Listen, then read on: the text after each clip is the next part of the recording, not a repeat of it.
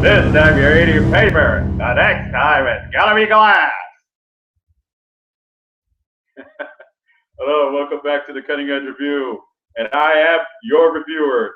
And next I'll be doing the next Bruce Lee film and probably one of the greatest martial arts flicks of all time. I'm not kidding around here. These films are standing the test of time, and to this day, I see people that's on the blogs, on the social networks, out the street with Bruce Lee shirts, supporting the Bruce Lee.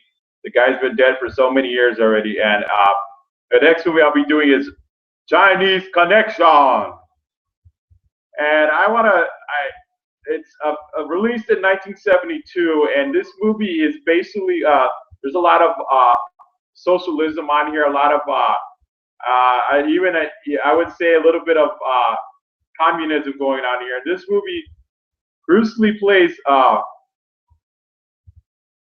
Wai come on, you know what I mean? And he plays another young person that. His whole school is being invaded by these thugs, bullying the school, and basically the movie is investigating the murder of his sensei, you know, who went against Russian and Japanese Bushido and boxing experts, martial arts experts, and he was able to overcome them. So they were not able to beat him in a fair fight, so they decided to poison his sensei, his honorable sensei. And, you know, that's why he says, "Want to kill my teacher? Why?" And basically he goes on a rampage because his sensei was murdered, and now they want to also bully around his school, you know, school against school. This is a very familiar topic, and I'm sure in a lot of these martial arts films, but only this is the innovator. This is the first movie. This is the beginning. This is not a copy. This is not a carbon copy here. This is the real deal here. And it's based in the 1930s. The only odd thing about it, for being in 1930s, I think I've seen a little bit of an afro in this movie, and I was kind of wondering, it's supposed to be 1930s China.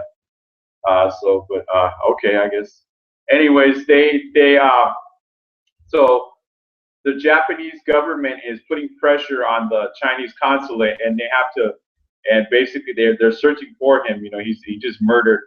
He goes.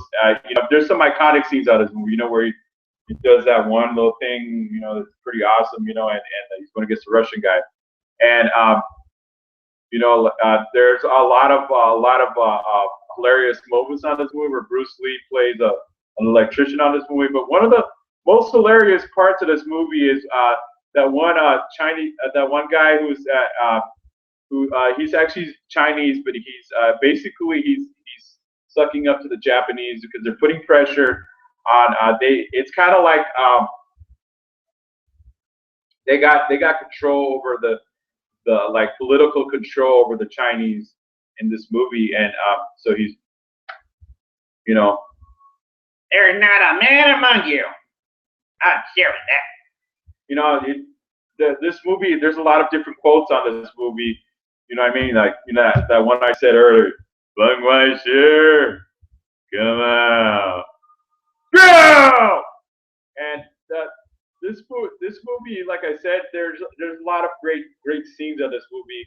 Basically, he goes on a killing spree again, and he has to,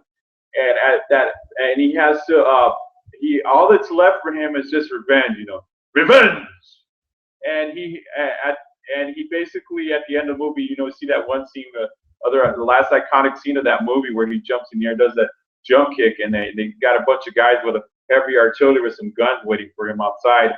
And this movie really reminds me of like a lot of the communism and a lot of the pressure of taking somebody's culture away from them, you know, and being oppressive towards a weaker government, you know. I mean, I don't want to get into politics in here though, but this, like I said, this movie is probably one of my favorite Bruce Lee films of all time. That and the Enter the Dragon. And so this is the Cutting Edge Review.